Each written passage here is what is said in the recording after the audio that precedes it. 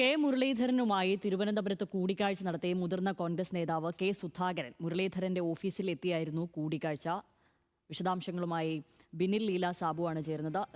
ബിനിൽ ലീല സാബു, ഇത് വലിയ വിജയത്തിന് ശേഷമുള്ള ഒരു കൂടിക്കാഴ്ച എന്ന നിലയ്ക്കും ഈ കൂടിക്കാഴ്ചയുടെ പിന്നിലുള്ള ഉദ്ദേശം എന്താണ് ഇത് സംബന്ധിച്ച് ലഭിക്കുന്ന വിവരങ്ങൾ?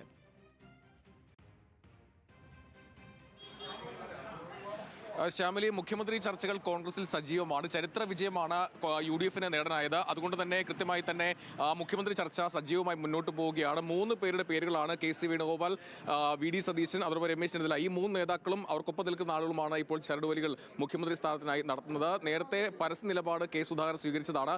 ആദ്യം രമേശ് ചെന്നിത്തലയ്ക്കാണ് പിന്തുണ നൽകിയതെങ്കിൽ അതിന് പിന്നീട് പരസ്യമായി സോഷ്യൽ മീഡിയയിൽ ഫേസ്ബുക്കിൽ KCക്ക് അനുകൂലമായി പോസ്റ്റ് അദ്ദേഹം ഇട്ടു. അതിനുശേഷമാണ് ഇപ്പോൾ ഒരു നിർണായക കൂടിക്കാഴ്ച ഇവിടെ നടത്തിയത്. കെ മുരളീധരന്റെ PMGയിലെ ഓഫീസിലെത്തിയാണ് ആ കൂടിക്കാഴ്ച നടത്തിയത്. നമുക്ക് ലഭിക്കുന്ന വിവരങ്ങൾ പ്രകാരം അത് KC വേണുഗോപാലിന് പിന്തുണ തേടിയുള്ള ഒരു കൂടിക്കാഴ്ചയാണ് എന്നാണ് മനസ്സിലാക്കാൻ കഴിയുന്നത്. കൃത്യമായി തന്നെ കെ സുധാകരൻ വഴി സംസ്ഥാനത്ത് ഈ ഭൂരിപക്ഷം MLA-മാരുടെ പിന്തുണ ഉറപ്പിക്കാൻ KC വേണുഗോപാൽ ശ്രമിക്കുന്നുണ്ട്. അങ്ങനെ പൂർണ്ണ പിന്തുണ ലഭിച്ചാൽ ഇപ്പോൾ AICC നിരീക്ഷകർ ഈ വരും ദിവസങ്ങളിൽ നാളെയോ മറ്റന്നാളോ കേരളത്തിലേക്ക് എത്തും എന്നാണ് മനസ്സിലാക്കാൻ കഴിയുന്നത്.